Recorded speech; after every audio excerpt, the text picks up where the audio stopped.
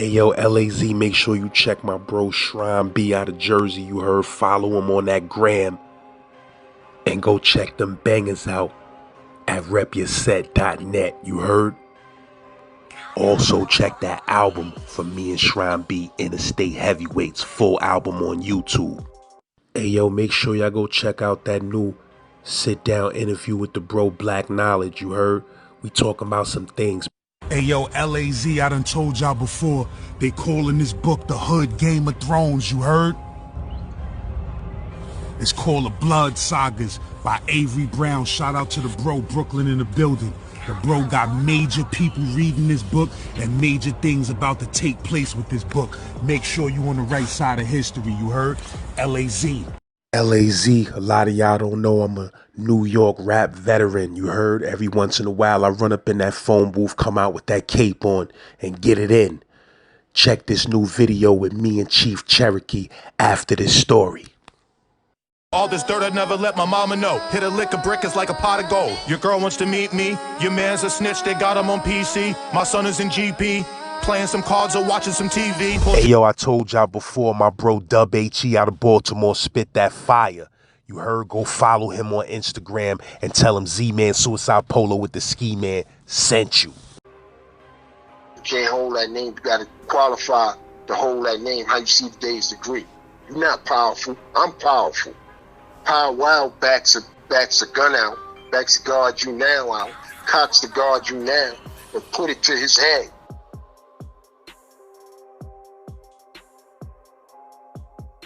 Powerful is my enlightener. Powerful the great, right? Powerful is a guy that took me under his wing when I was like 11 or 12, right? I got knowledge of self when I was very young, like 10 years old. You know what I'm saying? So, powerful, I was first taught by the God, see Allah. See Allah is still walking, see Allah is still up and jumping, powerful and back to the essence. But when see Allah went away, powerful took me like a little brother and taught me and walked me, you know, through these lessons and walk me through these mathematics. Now, where was that CLR from? CLR is from Pulaski, Brooklyn. That's my man. It's my big brother, CLR. CLR is still active in the nation, and he's a good brother. In fact, him and his wife opened a school for our children up there by Restoration, up there by Fulton Street by Restoration. But anyway, Powerful and CLR grew up together. They came up together. They're older than me. They had me by maybe 9 or 10 years.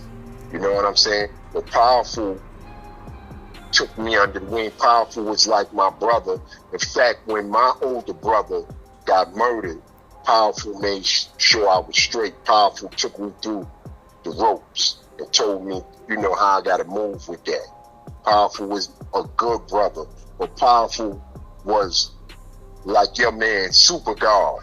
You understand? Powerful we used to call the fanatic of mathematics, right? Powerful was into his lessons. Powerful was on you. Powerful was into disqualifying and qualifying all of his students and everybody around him, right? But Powerful was in the martial arts. Powerful was very militant. Powerful went through all of these martial arts sciences. And this is the kicker. Powerful didn't like drug dealers. You know what I'm saying? Powerful was like the Doom Squad in our nation. On the low. You know what I'm saying? Powerful would bring justice to brothers on the low. Powerful was a marksman. Powerful made me proficient with weapons. Powerful was into using practical things like keys and belt buckles for self-defense and stuff like that. So Powerful, you know, he was called Powerful the Great. Powerful was on his disqualifying and qualifying brothers. But there was another brother that we grew up with. He went up north and came home using the name Powerful. They was calling him Pow Wow, right? So Powerful would run up on him and try to disqualify or qualify him. This is something that's within our nation that you will have to be in the nation to really understand, right? You got to show and prove, and you're held accountable for what and who you say you are. And back then it was enforced. It was enforced by universal, what we call universal beatdowns, what they would call now in these days in street terms like a disciplinary, like a DP. But back then, we would enforce these laws. We didn't build prisons because that's the way our lessons teach us. We don't build prisons. We handle our business. You understand? So Powerful was trying to check Pow Wow. Now, Pow Wow is a big demon. You hear me? Pow Wow was a brother that was always into devilishment. Wherever he went, it was death and destruction. And a lot of people may not see him that way, but I knew him. I've seen things he's done. I've seen him beat a police up and take his gun. You know what I'm saying? I've seen him get shot and come out the hospital in 2 days. I've seen him get shot in his neck and come out the hospital in 2 days. You know what I'm saying? Powerful was a straight deviant devil. Pow Wow, was a demon. He was about 6'4", and he came home even more vicious. He was raised in our nation, but he deviated. He was a straight renegade, what we would call. And he kept a lot of soldiers, or little young soldiers around him. He wasn't teaching them nothing but straight devilishment. Pow Wow was Yakub, if you want to say. Pow Wow was a mad, evil demon, if you want to deal with it on an esoteric level. Pow Wow was a demon to me. I seen him do things. I seen him get in trouble and walk out of the precinct. I've seen him do all type of shit. I've seen the helicopters and SWAT team go on buildings and get him, and he'll be walking back on the street. So, and I don't want to put no jacket on him or say that, that he was in with the police, because I don't know that for sure. But I've seen things and I've heard things, right? Anyway, Powerful kept checking Pow Wow. Powerful the Great kept checking his guard Pow Wow. Kept running up on him, trying to make him run through his lessons. And he really wasn't into the lessons like that. He really was, in it for power, wherever he was or wherever he came from, and he brought it home with him from prison, from up north. And the other Powerful, was he into the streets too heavy? He grew up in the streets, but he was for righteousness. He would take you, right? He would take me and put me in martial arts and make sure I went to school. He was living out this culture that we proclaim to live. So he wasn't robbing nobody. He wasn't shooting people. He was getting at drug dealers, but not in the open. Only people like myself and his students and the brothers around him would know what he really was into. But he was getting at drug dealers. You remember before I told you we went to war with the Jamaicans on our block? Well, he was getting at them, but on some ninja shit. You understand? He was getting right at their ass, but not out in the street, not big shootouts or none of that stuff. He could get with you with the hands. He can break your neck. He can do things he was really a black belt in ninjutsu, and he was a militant. He wasn't in the street like that. A brother that was doing devilishment wouldn't want to be around Powerful. You understand? Powerful was like that. Now, Pow Wow was just the opposite. You know what I'm saying? Pow Wow was just the opposite. In fact, I seen him, like I said, I seen him in all type of stuff. And he had a very, very tragic ending. But I'm telling you, this particular situation. So Powerful kept checking Pow Wow, right? Powerful kept asking him Dave's degree and making him run through his lessons and all of that. And one night we was sitting outside, sitting in the park, right? We was sitting in PS23 Park, right? I got my guard, you sitting on a bench. We out there relaxed, chilling this building. It was a nice summer night, we was sitting in there. So Pow Wow just pops up like a demon. Just walks up, right? He said, peace. He greeted us, peace, God. He knew all of us. You know, like I said, they was raised up with my older brother. So he knew all of us. He greeted everybody. And Powerful, the Great started right in on him. You can't hold that name. You can't hold that name. You gotta qualify to hold that name. How you see the Dave's degree? You're not powerful. I'm powerful. You know what I'm saying? Pow Wow backs a gun out, backs the guard you now out, cocks the guard you now, and put it to his head. Put it to Powerful head. He said, why you keep questioning my word? Why do you keep questioning my word? I told you who I was. I'm powerful. You're not powerful. I'm powerful, right? So Powerful, like, why you pulling the guard you now on me? We supposed to be brothers. He said, fuck that brother shit, right? We not brothers.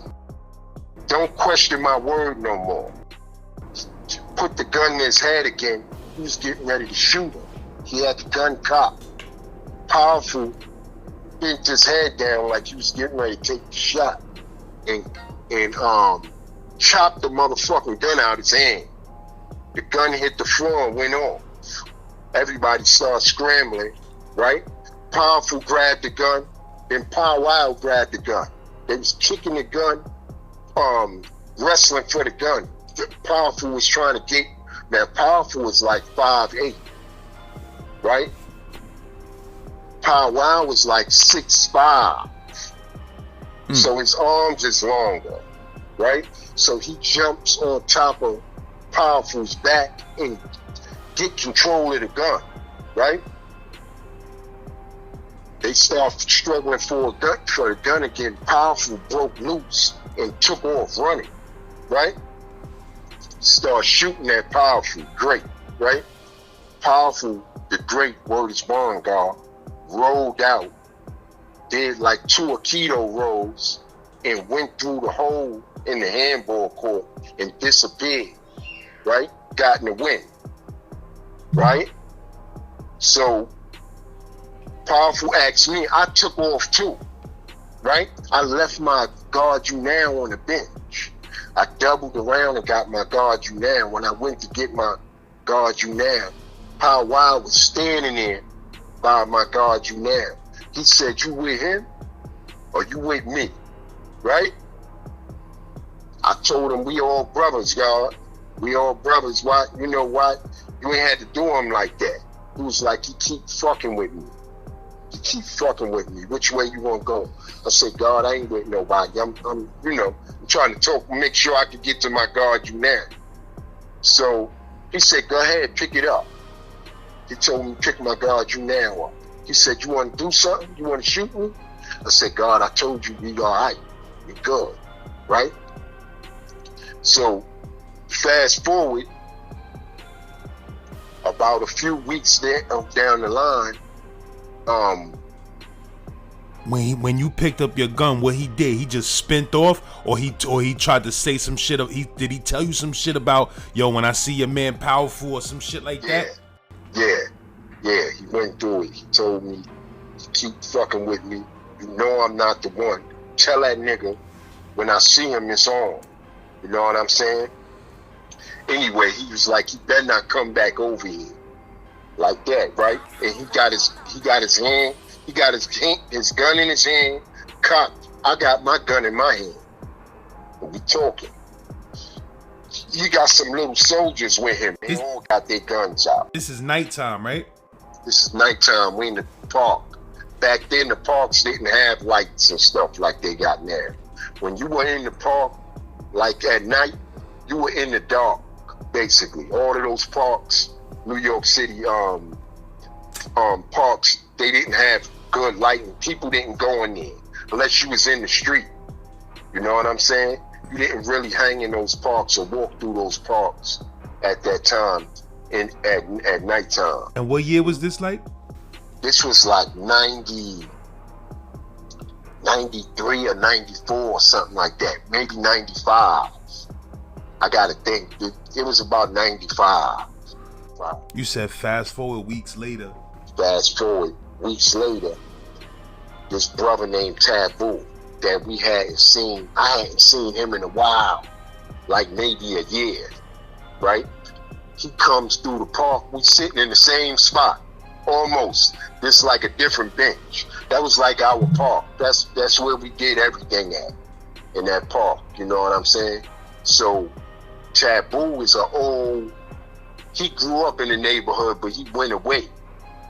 So I'm seeing him for the first time. He building. I'm not knowing that he's into something and that he's coming amongst us to try to hide or get protection or whatever, right? So I'm with Powerful's brother, Spot. We standing in the park or whatever, right? So we talking to Taboo. Taboo is telling us how he been doing and this and that. Small talking. I'm like, in my mind, what the fuck he doing over here? Like, what he want? You know what I'm saying? So I'm getting ready because I ain't seen him in a while. Me and him have never had a problem, but it's like something ain't right over here, right? So I'm with my little man, Act 2. My little man is getting ready to come home. He's short. He's been down since '98. You know what I'm saying? It's me, my man Akins, Spot, and Taboo standing there, right? And while we standing there talking, we see a silhouette like come out the dark, right? It's Pow Wow, right? He backs his gun out and tells Taboo, yo, what up? What's up? He pulls his gun, right? But he gives this guy a chance to pull his gun. He's like that. He pulls his gun out. He tells him, what up? What up? Like draw. On some cowboy shit. And they start going at it. Boom, boom, boom. We all backs out, right? You know, when you're standing and talking and sitting down and up and down, sometimes we used to take our ratchet and put it on a tire wheel or put it on a bench or sit it up under the bench or whatever like that. Anyway, I sat my junk was sitting down. When I went to reach for it, he shot my motherfucking gun out of my hand and bust a bottle. And he shot me, grazed me. And we trying to get away from the gunfire. We shooting, everybody shooting, right? My little man lays down on the floor and start getting busy, right? This dude, Pow Wow, he was shooting, gunning all of us down. He wasn't ducking or nothing. He was moving a little bit, slipping and moving. He wasn't hiding behind nothing. He was just shooting, busting his gun, busting at all of us. We all trying to get away, busting at him. When Taboo took off, he took off behind Taboo, right? I got grazed in my leg, and I got the bottle splashed all over me. So the bottle was right next to the gun? Yeah, the bottle was on the bench. That's bottle crazy. was on the bench. But we're like, yo, what's that Pow Wow? We like, yeah, everybody like, yeah, that was him, because we couldn't see. We was in the dark. But knowing him and knowing his silhouette, knowing how he looked, we figured it was him. We didn't really know, he was shooting wild. He was shooting wild disrespectfully. So all of us start gunning. We all start opening up, or whatever. You know what I'm saying? Anyway, he runs Taboo down. He ran Taboo down. I didn't see Taboo no more. Pow Wow came back to the park, right? We having another stand-up off. Again, right? He's like, I see you hit. Like that. I said, yeah, what's going on? He said, that ain't for you, man. That ain't for you, God. He said, that ain't for you. He said, go ahead and go to the hospital. I'm gonna be having words or whatever. He like, that nigga beat me for some money or whatever, right? Turned around and walked off like Omar, right? Went to somebody, he had some little guys in the cut we ain't even see. So he turned and walked off like Omar or whatever, right? And son came immediately back and let you know that wasn't for you?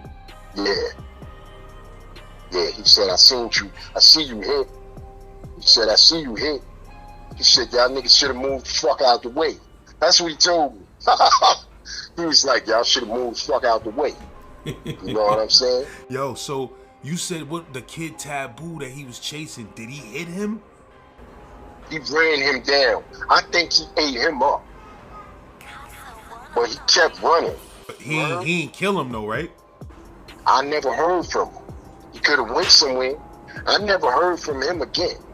Taboo, if you out there, let us holler at us. I never saw him again. You know what I'm saying? And he came back like he had did what he went to do.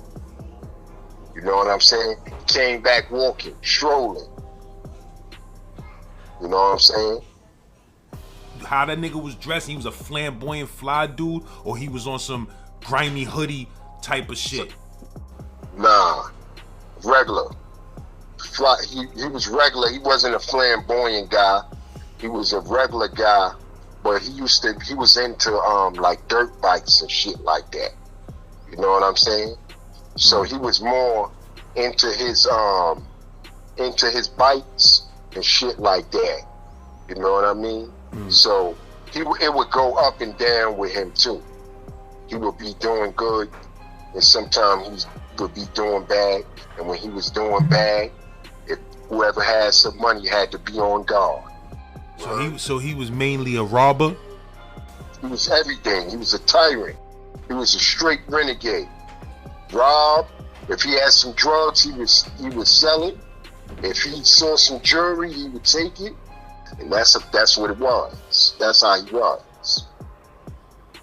So we got an opportunity to work him. You know what I'm saying? We call him Slippy, right?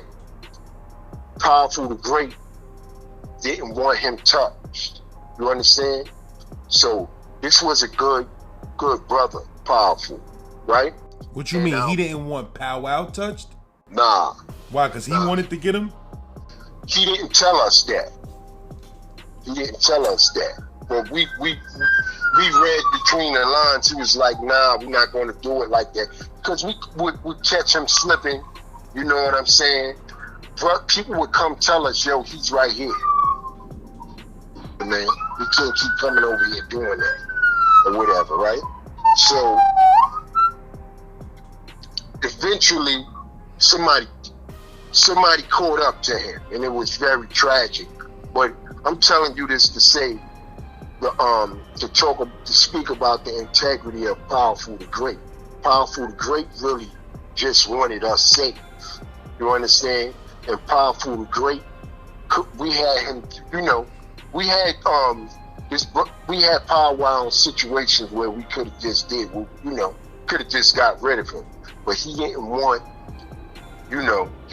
us in trouble like that. He always tried to keep us out of things. He tried to, pay our way, and if we needed to go to school, if we needed anything, he always tried to do that for us, right?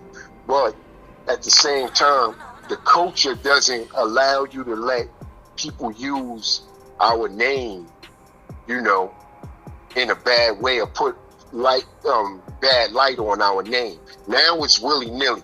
But those rules that we used to live by, you know, we enforced. You know what I'm saying? And that's that, God. Did Pow Wow and did them dudes ever see each other again after that though? I'm sure they did. I'm sure they did see each other. I'm sure they did, but some of this I can't expound on, right? But Powerful was peaceful like that in front of people. And they did, I'm sure they did see each other. I would see him, but it don't matter when you see each other when it's 1,000 people around. You know what I'm saying? So it was like that. They probably saw each other and coming and going. And Pow Wow probably threatened him some more, but he had it where he was telling us don't you know, he had a lot of brothers with him. Powerful could do what he wanted to do. You said both of them is back in the essence? Both of them went back to the essence. Powerful Drake died of natural causes the other year. Powerful was a vegetarian. Powerful taught me how to eat and all of that stuff. But from what I know, he died in his bag. How old did he, like, what was his physical? Powerful was probably about 55, maybe. No, Powerful was about 57 or something like that when he went back. It's way too young. Yeah, Powerful died in his, well, I'll tell you this, Powerful had some property that they wanted. Powerful got a lawsuit and brought a store on 14th Street. With the store, the store was attached to a building, so he acquired the whole building. Powerful was telling me that they wanted that building. It was the only building, and then he suddenly passed in his sleep. You know what I'm saying? So I never knew the real details, but I know he died in his bed. He didn't die in the street. You know what I'm saying? And you said Pow Wow, somebody killed the bro? Yeah. He got killed tragically. It was tragic. I don't want to share that information because I don't want to be disrespectful. But it was a child involved, and it was bad. It was bad. But you know, wherever he went, in fact, Pow Wow had brothers that looked. Pow Wow was running with brothers that looked like him, his same height, his same weight, and people would run up on them and knock their noodles out thinking it was him. So he was a ghost. He was very elusive. He knew how to get around. You know what I'm saying? He did not mind pulling his gun. He did not mind a gun battle. And that night, like what I'm talking about, I'm telling you, you know, for real, he did not duck. He had no problem with gunfire. And how many dudes would you say was shooting at him? Four guys. And he just stood there? He was moving, but he wasn't ducking and he wasn't getting hit. You know what I'm saying? And then he took a few bullets and came out the hospital. So he took shots. People have shot him before. He got shot. He got like a close shot, one in his face and one in his neck or something like that. And he came out the hospital. You know, these evil guys like this. This is not the first guy I know like this. This is not uncommon for these evil guys in the neighborhood to take shots and get out of trouble and do things that ordinary people wouldn't be able to do. So he was one of those guys. He was one of those guys that would stalk people and pop up You know what I'm saying? He was one of these guys that would take a man's woman and parade the woman in front of the guy. He was one of those guys, just to do it. Yeah, man, it's crazy how many people how many legendary dudes done had that name, either Pow Wow or Powerful. You know what I mean? Right. I know a few myself, but my enlightenment didn't want him carrying that name, and it got bad. Word. He could have just, he could have just left that alone, but it got bad. It got bad. You heard?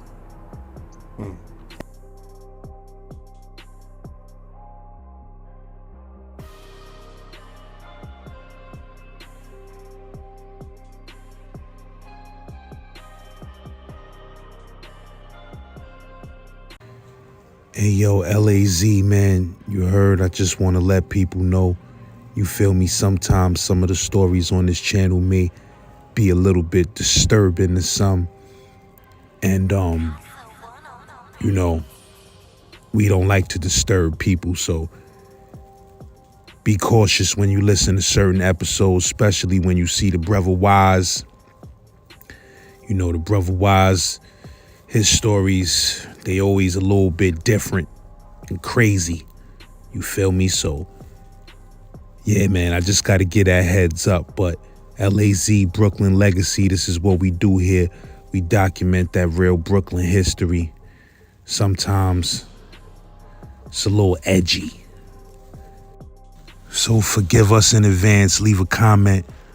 Let us know how you feel about the content. Z-Boy.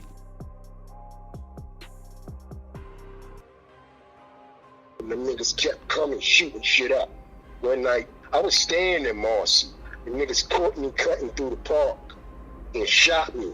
But I had a gun and I got them off me. That's another story. I ran in the motherfucking precinct and I was bleeding so much they wouldn't touch me. The volunteer ambulance lady came and took care of me. And I told her, I said, I got a gun. So I'm laying in the precinct floor with a gun in my waist. You said that was in Marcy? No, it's a park. It's a public school that separates Marcy from Tompkins. So I used to cut through that way. Instead of going straight down Myrtle and turning on Marcy, I used to cut through that park and cut up there to get to where I was staying. I was staying in Marcy at the time with my family, with my wife and them family. But anyway, my man was such a robber. He would rob. If you had a nice piece of jewelry, he would try you. And he caught that nigga. And I'm not going to say his name because I don't know where them niggas is in the money now. Them niggas is probably millionaires and billionaires. Or either they gone, either they dead. But anyway, I'm not sure if that was because of that, but I know he had been robbing over there. And them niggas jumped the curb, came in the park, and was busting at me. They shot me in one of my legs. And check this out, lads. My gun, you know how you carry a gun so much you wear that inside pocket out? My gun used to slip down in the lining of my coat sometimes. So I got my hand down there to get the gun, and the shit is in the lining of my coat. So I got to stick my whole arm in the lining of my coat, and I got the gun. But when I came out with the motherfucking gun, the lining of my coat came out too, because now I'm scared. I'm on a survival mode. Huh? This daytime or nighttime? Nighttime. It was nighttime. It was dark. It was in the winter. It get dark fast. So it was probably around 5 or 6, but it was dark. And it was cold. And the niggas shot me through the bullet went all the way through it and break my leg. And look, check this out. When I was running, like, trying to get people was running from me. That's weird too. If you ever get shot or something like that and you run up on somebody like help me, they're gonna run from you. So people was running from me, like picking their kids up, running. I was trying to get help, trying to get somebody to help me. The guys had left already. You know, I had ate their car I was hitting that back at their car as they was leaving. If I didn't have a gun, they would have came and finished me. But I started busting off crazy. So I push the gun in my pants and I make it to the precinct right there. I had lost so much blood that, you know how you walking through puddles and water be squishing through your shoes, making bubbles? Blood was coming out of my shoes like that, making bubbles. So I wound up laying down in the precinct floor in front of the front desk. The lady came, she took my gat, she kept me woke, she was like, don't go to sleep. And when my people came to get me, the ambulance lady, this is crazy, had gave them my gun. Check that out. Angel. She was an angel. I forgot her name, but she also, I seen her save a lot. There was a lot of gunplay in the neighborhood to the point the ambulance, the real New York City ambulance, was overwhelmed. So we had Bad Star ambulance, volunteer ambulance, people from the neighborhood as ambulance truck. That Flavor Flav 911 is a joke in your town. They wasn't coming. That's how it was going down in our neighborhood. Niggas was getting shot and the ambulance wasn't even coming. You know what I'm saying? And you said the police ain't fuck with you because you was bleeding so bad they ain't want to touch you? They ain't want to touch me. They ain't want to touch you at all. They didn't touch me. So I'm bleeding out in the precinct on the floor inside the Marcy housing precinct, and they didn't touch me. They waited for the ambulance to come get me. I was bleeding all over the fucking place because I had the entry room and the exit room. So I'm bleeding from both of those rooms, and I'm touching it, and I got blood all over my shirt and my face and everything. And they just didn't touch me. Had they touched me, they would have found the gun. You know what I'm saying? But I thought I was going to die. I was losing too much blood. I was losing consciousness. So I ran in the fucking precinct. You know what I'm saying? I said, maybe they'll help me. People was running from me. The people in the street was like getting their kids running and shit. Screaming and shit because they heard the shots. Then here I come running, limping. Anyway, the lady saved my life. I seen her save other people too. I seen her jump on this kid's lap. He had a headshot. They got this shit called like the death heave. When a nigga gets shot in his head, he start heaving. You know how you drink too much and throwing up, but you ain't got nothing to throw up? Well, he was doing a death heave, but brain matter was coming out of his mouth. And she jumped up on this was like a super lady in our neighborhood. She jumped up on his lap because he was sitting in the front seat behind the wheel. She jumped, straddled his lap, took her hand, pulled the brain matter out of his mouth, laid him down and started giving him CPR. Everybody was throwing up and everything. You know what I'm saying? So that's another one if you ain't get it. And he lived? Nah, he was dead. He was dead. He had that headshot. He was dead. We had Bad Star volunteer ambulance in our neighborhood because, like I said, the regular ambulance stopped coming. It was too much gunplay in the neighborhood. And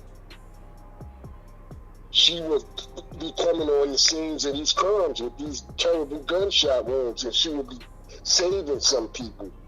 But that was like stood out in my mind because she took everybody else was running and throwing up because this guy's throwing up brain matter out of his mouth. You know what I'm saying? And she took her hand, cleared his mouth, put him on the floor, and started giving CPR to this guy. And let me tell you this, I may be able to find out her name and stuff, because my man, I had a good brother that worked the EMS at the time that she was in there. It's terrible that I seen these things, that we had to witness these things, but I seen some terrible shit. I was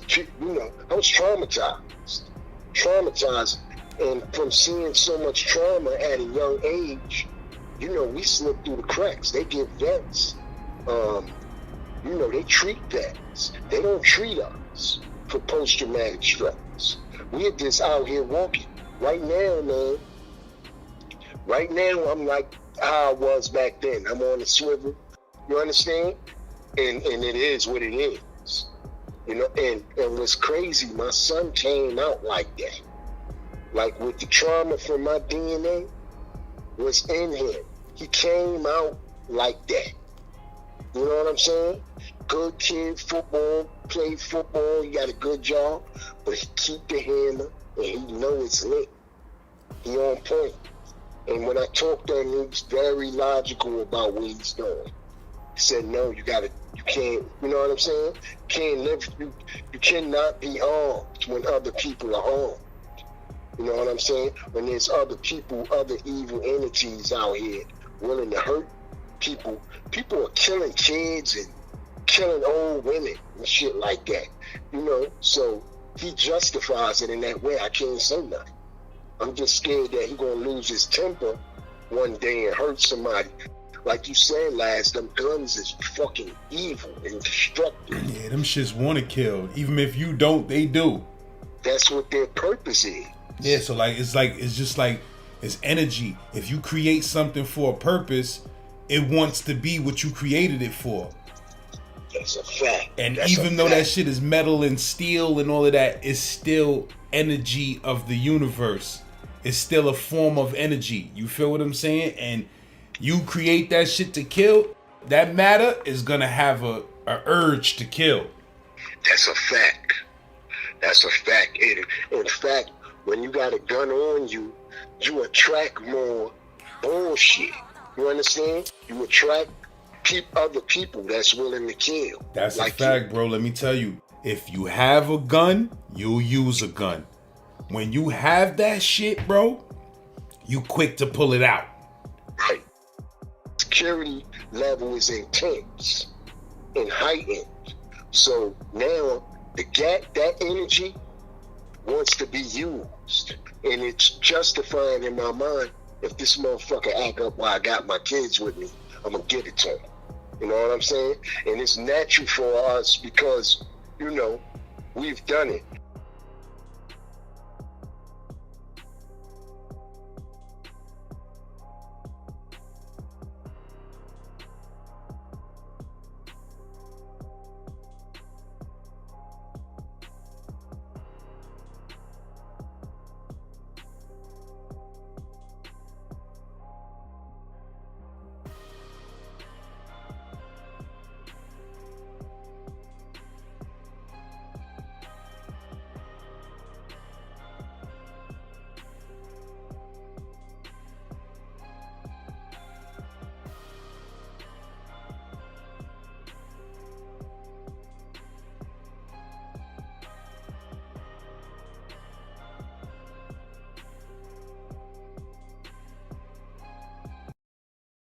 Hey yo, LAZ, Genpop gang in the building, Slim Blunt gang in the building, Comment gang in the building. I need y'all to tear this up.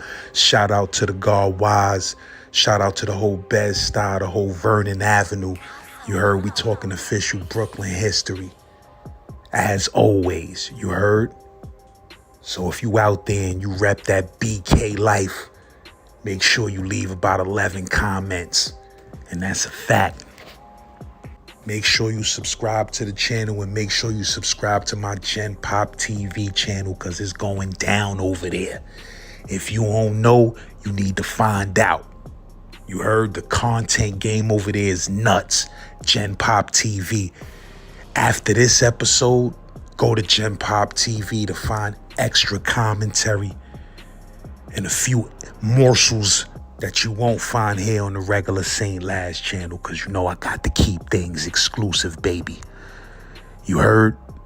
But let's get it, Z-Lord. Like in a few days, everybody like, yo, it's a bunch of guys outside. They waiting for somebody.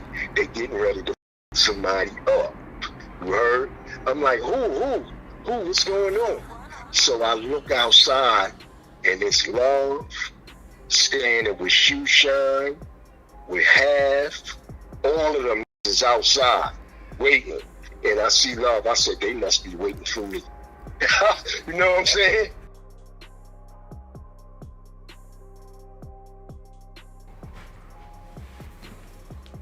You on there? Yes, sir. All right. So peace. I want to speak about a rites of passage we had called catching Vicks and catching the jokes or snatching pockets. I heard a lot of brothers talk about some notorious robbers in our neighborhood. So I want to go into the culture of why we did what we did, and I'm also going to tell one of my experiences. But first of all, the rob in the snatch pocket culture is a rites of passage in my neighborhood, in my area. All of the prolific robbers from Midtown come from right there in my area. The brother Slop, I don't know him personally, but we must have hung in the same circle because he named a whole bunch of prolific guys that I grew up around. He named Darkel from Tompkins. Darkel was the original Gooch. You understand? Darkel is the general. Rest in peace. He's the original Debo. You understand? This is a prolific gangster. You understand? From our neighborhood, from Tompkins, from 99 Tompkins. He named a few other brothers that I grew up around. He also named Little Reg, which was the Slop that I knew. That's my cousin. He's a bishop. He's a preacher. Anyway, when it came to the robbery game, even in Bed-Stuy, even though we might have been fighting each other in the neighborhood, when we met up in other barrels, we unified and we robbed and took everything down, straight up. That was our culture. That was our rites of passage. In fact, with me, because I had knowledge of self so early, I had conflicting thoughts about what I was doing.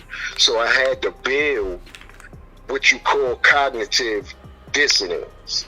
Cognitive dissonance is what you have when you justify doing something that you know is morally wrong.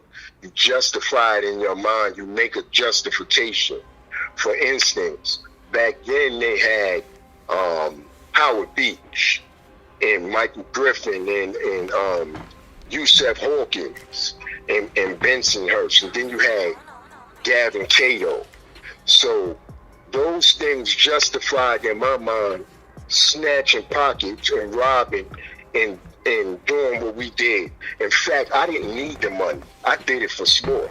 That was something that we did in our neighborhood. Later on, I started doing it for the money, but initially, I did it because that's what we did in our neighborhood. You know what I'm saying? So, Sloppo also named Pow Wow, who I gave the story about. He was talking about him and talking about how he walked. Like I was telling, he was giving confirmation of what I was saying, how he turned and walked off. He had this weird walk about him, like a big giant. You know what I'm saying? But anyway, we also, like I said, we went, when we was in other barrels, we would take money. It would be like a candy shop to us, because like the brother Knowledge was saying, in certain areas they got money. In certain areas, like in Brooklyn, our hustle was robbery. You understand? Our tool of trade was the pistol. You understand? We got up in the mornings like a regiment. We got up in the morning in my neighborhood. We used to meet up at one time in this restaurant on Myrtle and Troop, and it was like a day labor spot. Niggas would be trying to get with the real gangsters that's gonna really take down some money. The young brothers would be trying to go out with them. You understand? I don't want to name a whole bunch of names, but there was some prolific armed robbers and pocket snatchers in from our neighborhood, from Tompkins, from Sumner, and from Marcy. If you look at my block and where it's sitting at, I'm surrounded by all three projects, but I'm a side block guy. You understand? So, in fact, one night, just for instance, one night we used to go to this spot in Midtown called the Latin Quarters back in the day, right? And all of the rappers and all of the money from all over the city would be here, and we would be robbing and pillaging over that motherfucker. One night they jumped on Bismarck. You understand? Jumped on Bismarck like a pack of lions, you know, on a water buffalo. I think he got that $150 then. I don't want to, you understand? But anyway, I'm going to tell about the first time I got pinched in Midtown. I was on 42nd and 8th. You understand? So that night we went all through Brooklyn. We used to go through certain neighborhoods where we didn't go for blind money. So we went to neighborhoods like where we could see the money on the people. For instance, those big fur, like mink hats and shit like that. We used to go in gazelle glasses and rings and diamonds. We went to where that was, my little group. We went out there. We used to go through Crown Heights. We used to go through Brooklyn Heights, where they had those little communities, if you know what I'm saying, where the diamonds and the diamond dealers and all of them, that's where they lived, out there in those communities. In fact, they had their own security in those neighborhoods. And one night we went through there, and you know, we wound up in a situation with their security. You understand? And we put the lottie-dottie on the security and wind up with all of his shit, his glasses, his hat, his money, but we also took his walkie-talkie and his handcuffs. We got and dipped on the train on the I think we might have went on the Utica Avenue C line or the Kingston and Troop C line. One of those we got on the C and shot up to Midtown, right? We shot up to Midtown all along. You know, we doing what we do. We snatching pockets. We doing it. We working our way up. Because, you know, when we went out, it was a bunch of us, and we didn't talk much. It was almost like we had telepathy. You know what I'm saying? We didn't really have to talk. Y'all was in a pack mentality. Y'all was communicating in a pack like wolves. That's a fact. We didn't talk much once in fact, we would carry little, like I could come out my jacket and switch my jacket around. We would know how to switch our clothes around when we got in certain areas, and we stopped talking. Now these is all dudes from Tompkins and Vernon? Huh? The whole team, your whole team was from Tompkins and Vernon? Yeah, sometimes. You know, I used to rob with some guys from Marcy. I used to rob with little Shy from Marcy with the braids. I robbed with mostly from Tompkins projects and my block, Tompkins and Vernon, mostly. But the OGs, the real prolific robbers, that I know was from Tompkins. The real gangsters. You know what I'm saying? You got like Mercy and Shakim and Ramel and little Shiloh from 77 and you know, all of them, man. It was a whole posse. At this time, New York City was a desolate place. It looked like a bomb had hit New York City in the 80s. There was broken bottles and dog shit everywhere, and the only money we was getting, we was taking, we was hunting. You understand? We went on that A train and we took it. You understand? So now I was into the story about going through Crown Heights, and we had the handcuffs in the walkie-talkie, and I'm up on 42nd Street now. You know what I'm saying? So we went to 42nd and 8th from Crown Heights. We got on the train. Now we used to go to 42nd and 8th because they had a bunch of Johns and peep shows and porn movies out there back then. You know what I'm saying? I'm like 13, 14 then. This was where I started at, right? So we used to catch the tricks and the Johns when they try to pay prostitutes. We would rob them.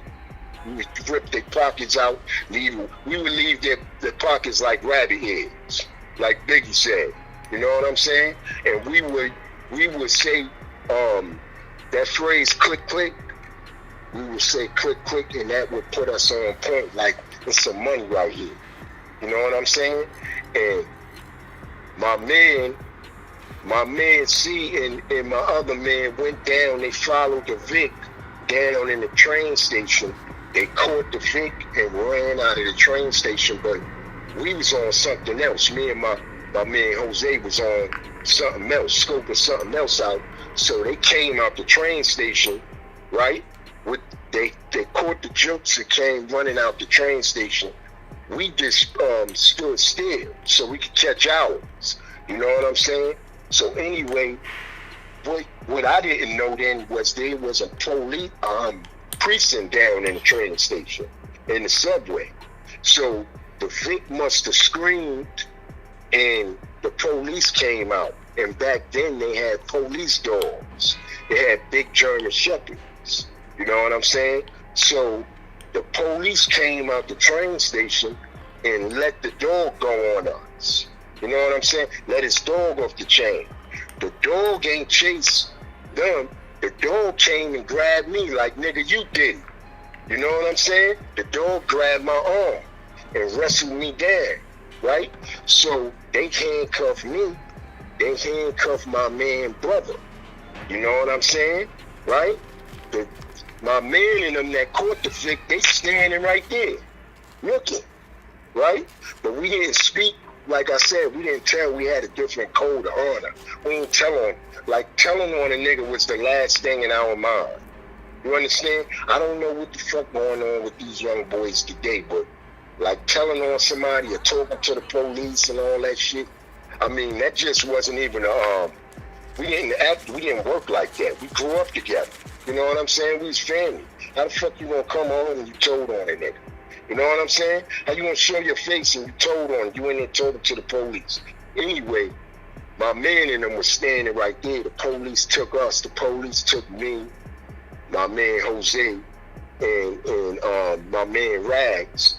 They grabbed us. They took Rags because he was protesting, like telling them to get off us. Rags is a live wire, right? He take down, anyway.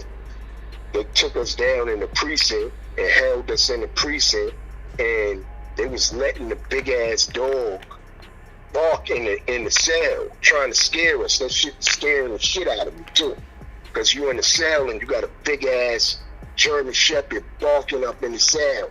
Every time I doze off and try to go to sleep, they bring the dog and let him bark.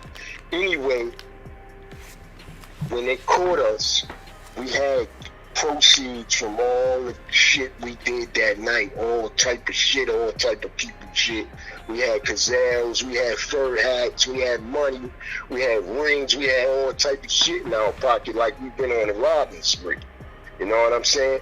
But my man had the walkie-talkie and the cuffs in his pocket from the joint in Crown Heights.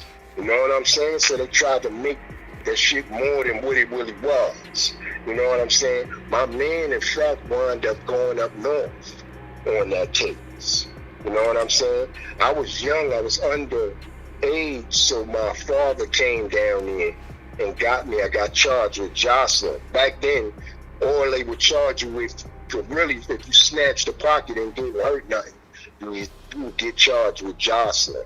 You know what I'm saying? I was underage and they put me on this probation, which I passed. That was the only time I ever got locked up for a joke stuff. But we would tear Midtown up. But I got much better at it. You understand? Where, you know, it became a part of, I would see an opportunity, I would get it, and I would be gone before the person, you know what I'm saying? Before you can react, I don't hit your pocket, I'm out. You know what I'm saying? But that is one of the, that's one of the things. And like I said, us from all the, I had family in every project. I had family in Marcy. I got family now in Marcy. I got family in Tompkins. I have family right now in Tompkins. I have family right now in Sumner. You know what I'm saying? My family is still there. And we would unify and rob together. But I also, you know, want to give Sean to Shoe Shine and Love and Bumsy and half from the front, half from No String, and half from the back. Had my man Happy Daff. Me and him was locked up together. Me and Bumsy was also locked down together. And let me tell you this. In fact, I seen T-Lo right before, like the week he got killed. I was on the island with T-Lo. Me and T-Lo was in the pen together. He had all of his property and shit, and he told me he was going to HDM. We was in the 4 building, and I was on a late go back. I remember dates and times and stuff like that because I remember my case where that was like in like the last day of January or the first few days of February in 1990. We was in the pens together. So, you know, I seen him. We didn't talk much, but he told me they was moving him to HDM and shit like that. Me and T-Lo was in the same class. Me and T-Lo went to Street Academy on Madison and Marcy. We was in the same class together. He was quiet, like a quiet guy. We didn't talk much, but we knew each other from around the way. We walked that back up the way a few times together. But I wound up earlier. What I didn't know is I had a beef with I had a little thing with we was little kids, mind you, but I had a thing with Big Love, and he wasn't Big Love back then, but we wound up in the same school together out there in Greenpoint, 126. Across the street from McCarry Pool. Sometimes they used to bus us from that neighborhood. In my case, they bust me over there because I had a high. My state exams, I used to score real high. I wasn't a good student in the class, but I was I can take tests and get almost perfect on my tests. So in that way, I was real intelligent. So they instead of sending me to IS-33, they sent me to 126 out in Greenpoint.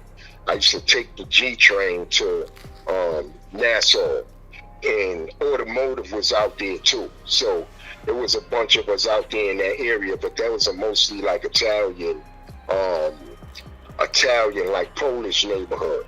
Anyway, me and Love wound up in the same school together. And at the time, my older brother and cousins used to tell like jail stories at night. So here I am in this nice white school out there, but they're telling feet and gangster shit to me at night and shit like that. So when I seen Love, you know, black men sometimes, man, when they see another bull, they try to challenge him. You know what I'm saying? And that's what happened. And we had a few words, and like in a few days, everybody like, yo, it's a bunch of guys outside. They waiting for somebody. They getting ready to fuck somebody up. You heard? I'm like, who? What's going on? So I look outside, and it's Love standing with Shoe Shine, with Half. All of them little niggas is outside waiting. And I see Love. I said, they must be waiting for me. You know what I'm saying? So, we get outside or whatever, and the guys that I was with some guys from around the neighborhood from Tompkins, and they ain't want no smoke. They was really like good guys. They wasn't really like gangster like that. Like I said, we was out there going to that school because they had better teachers and better, education. The system was a little bit better than in our neighborhood. Anyway, when they seen that smoke, you know what I'm saying, they got away from me. I had this little kid that used to hang around with me named John Napolitano, little Italian kid, but he liked my style, and he used to hang under me, man. You know what I'm saying? He was a real good kid. And then I had this other girl, this girl that liked me, named Clarissa from Lindsay. And everybody left me. Everybody moved away from me. And the light was on me. Everybody, all the so-called gangsters, all the so-called, guys that was trying to act hard, they got away from me. You know what I'm saying? They was like, we not getting none of that. Anyway, my little man Steve from Marcy, Steve Grimes, rest in peace, he just passed. His name, everybody call him Polo. Anyway, he was like, yo, I don't know what you did, but they up here, I ain't got nothing to do with that. You know what I'm saying? Anyway, they followed me or whatever, and it was like, you think you a mountain man? And they all jumped on me. You know what I'm saying? They didn't really hurt me. They did fuck my little man up, the little Italian guy, right? So when I get up and they leave or whatever, I was like, yo, why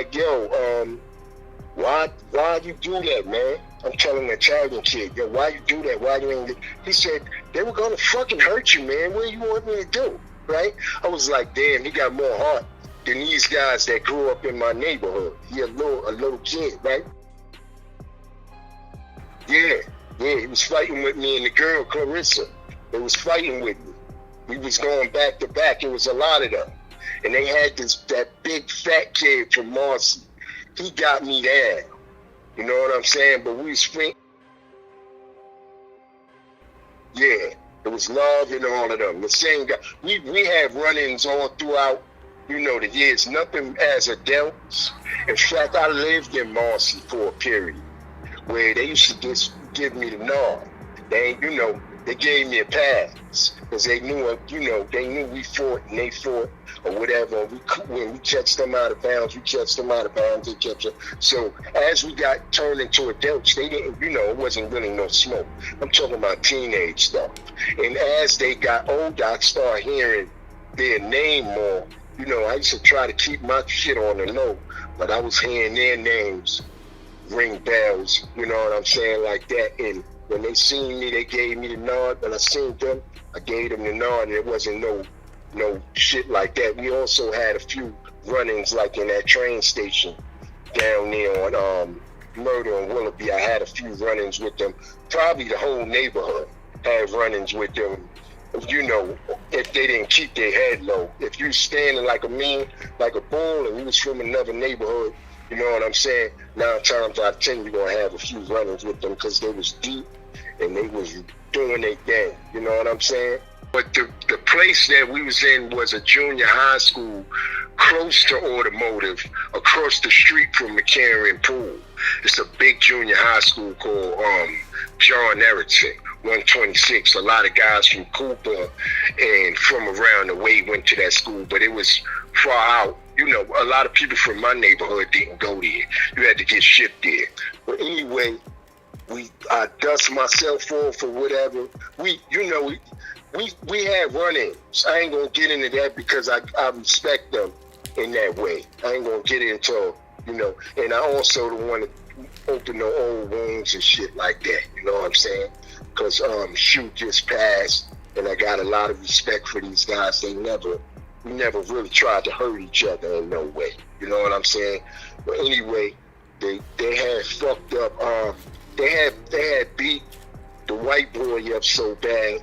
I said, yo, why you stay? Why you do that? He said, what do you want me to do? They was going to hurt you. You understand? So he had a different kind of integrity that a lot of guys that so-called act like they gangsters, the little Italian guy, he had more integrity than all of them. You know what I'm saying? Because he held me down right, wrong, and indifferent. He wasn't going to leave me. You know what I'm saying? And then I said, you all right? You know, I said, John, you all right? He said, I got a color TV over here on my fucking eye. Do it look like I'm all right? And he almost fell out laughing. He had a big ass eye jam. You know what I'm saying? So that was one of my run-ins with Marcy, and I told that story just to put some light on Showdown and Hatch and all of them, man. Much respect and much love. You know what I'm saying, to them brothers or whatever. If we still here and we got through those times, you know what I'm saying? I respect you. I ain't got no beef with nobody. You know what I'm saying? It's all love. It's all love. If we came through that era, man, you know that we came through and we ain't, you know, perished, and we still here standing to tell a story.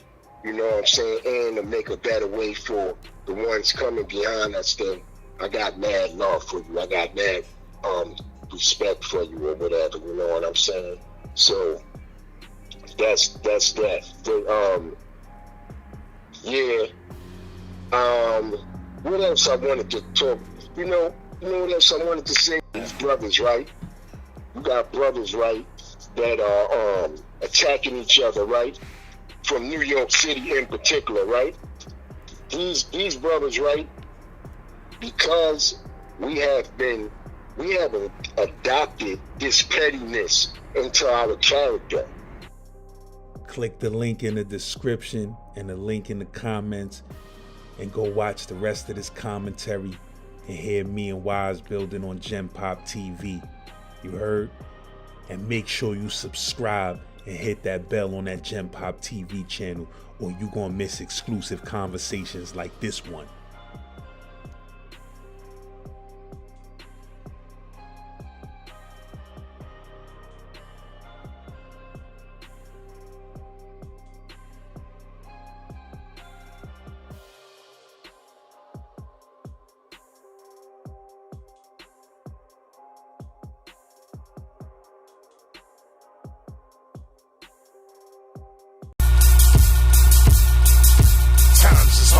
So I'm moving dimes are hard in the project courtyard, store on the boulevard. Times is hard, so I'm moving dimes are hard in the project courtyard, store on the boulevard. Times is hard, so I'm moving dimes are hard in the project courtyard, store on the boulevard. Times is hard, so I'm moving dimes are hard in the project courtyard, store on the boulevard.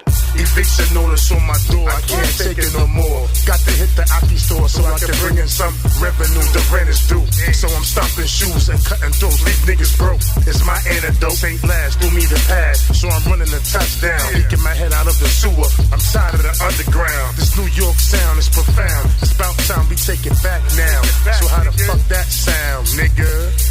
Yeah, how the fuck that sounds? It's hard, so I'm moving dimes are hard in the project courtyard, store on the boulevard. Times is hard, so I'm moving dimes are hard in the project courtyard, store on the boulevard. Times is hard, so I'm moving dimes are hard in the project courtyard, store on the boulevard. Times is hard, so I'm moving dimes are hard in the project courtyard, store on the boulevard. Yeah, I got 12.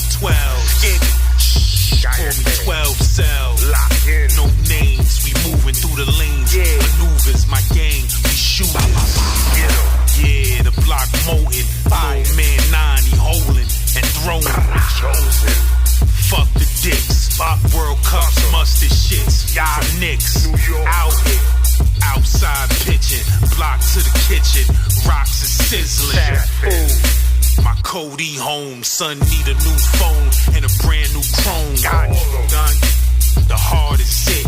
The back home starter kit, the grip. Take a trip down memory lane.